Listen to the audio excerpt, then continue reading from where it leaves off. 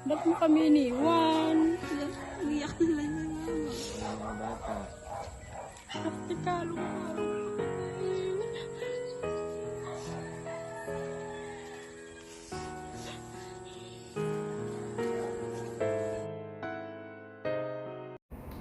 Hi guys. Ang pogi na kasama ko. Oh. Parang si ano, sino mo mukha mo? Si Yexel Sebastian. Let's go. Scammer lo. Ay, hindi naman siya scammer. Natamay lang yan.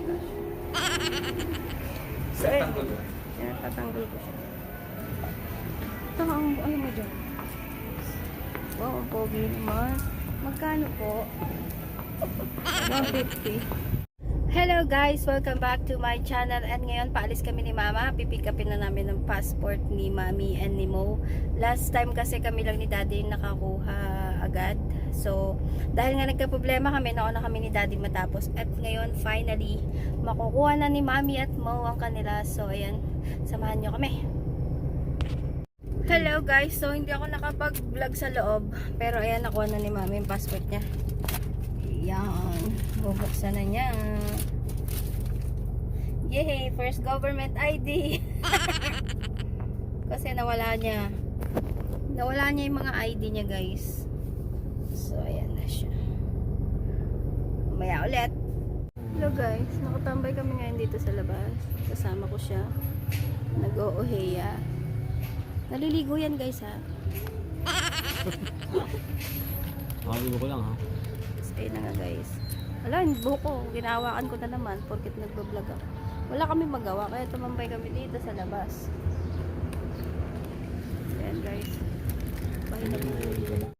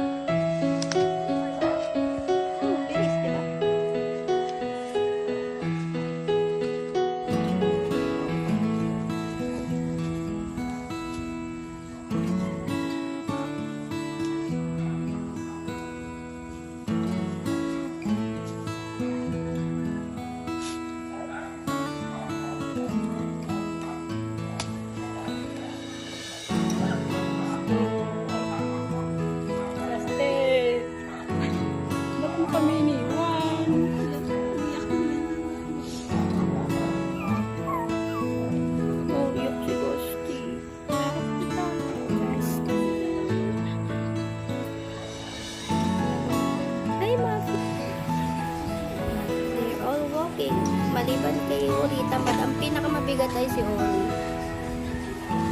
No, lalabas.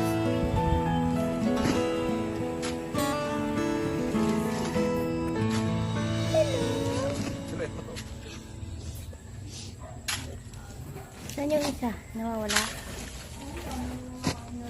Muffy! Si Kasti. Muffy! Ay, si Mama mo. Muffy!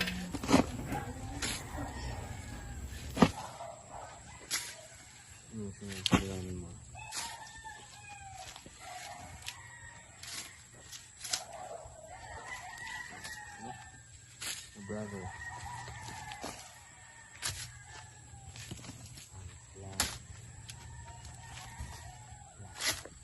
So this is from ano ba 4 days ago. Kukwento ko lang kung ano yung nangyari kay Kasti. Pero may bagong gupit ako dito kasama. Ayan. So, ang nangyari kasi, pinakain ko kasi sila. And kasi tuwing kumakain sila, nilalagyan ko talaga ng konting water yung pagkain nila para lumambot yung dog food. Kasi mabilis silang kumain eh. Alam mo yung kaing basta sobrang bilis nila kumain, lalo na yung mga puppy. So nilalagyan ko siya ng tubig para kasi lagi kong inisip baka mabulunan, mga ganon. And yun na nga, kakalapag ko lang ng pagkain, tapos kinain niya, tumalikod ako ng konti, mga 2 seconds lang. Pagtingin ko, nakatumba na siya, tapos umiyak siya ng konting-konti, pero hanggang ngayon naririnig ko pa rin yung iyak niya. Tapos yun na, doon na siya nagsimula na wala na siyang malay, as in hindi na siya humihinga, tapos nangitim na talaga yung dila niya. Inaalis ko yung bara sa ganto niya, talagang wala na. Sa totoo lang, naalala ko pa rin talaga siya gabi-gabi. And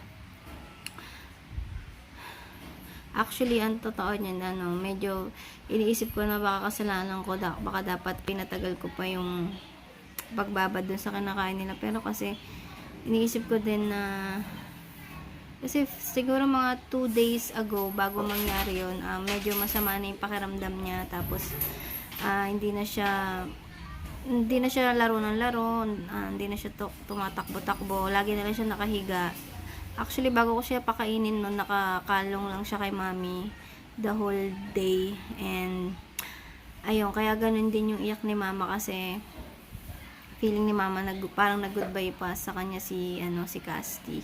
Kasi as in kay mama siya talaga naglalambing ng sobra, pabuhat siya ng pabuhat. So inisip ko din kung farbo, hindi kasi siya farbo eh. Kasi okay naman yung mga kasi magkakahawaan sila eh, for sure.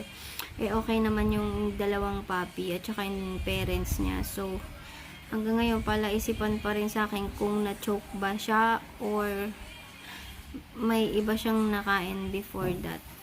Pero kasi nakahiga lang siya, so hindi ko pa rin talaga ma-sure kung ano nangyari. Ayun lang, na-share ko lang kasi baka magulat na lang kayo, yung clip is nililibing na siya. So ayun lang guys.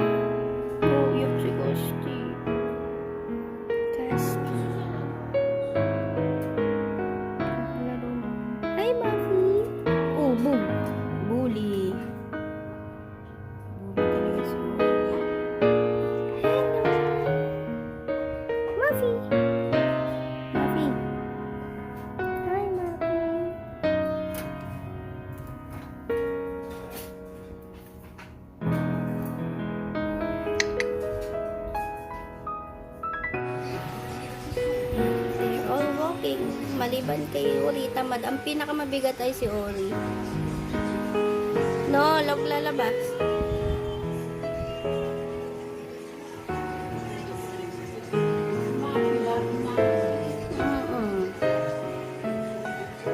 Ori. Mabibigatan siguro si Ori sa katawan. Si Casti. Casti! Ay, ang cute ni Mapi ko! Mapi ko!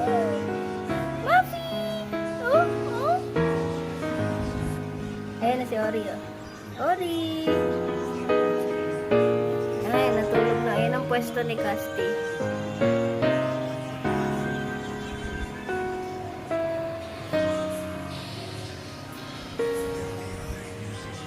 Bye-bye!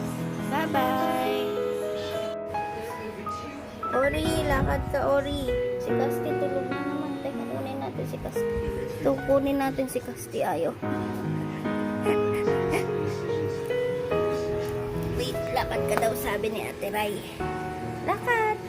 Lakad, Casti! Casti, parang daw. Casti, lakad! Yan silang tatlo. Very cute.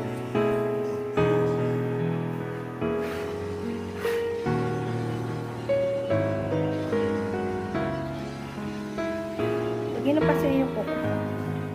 Yan, like that. si Caspi.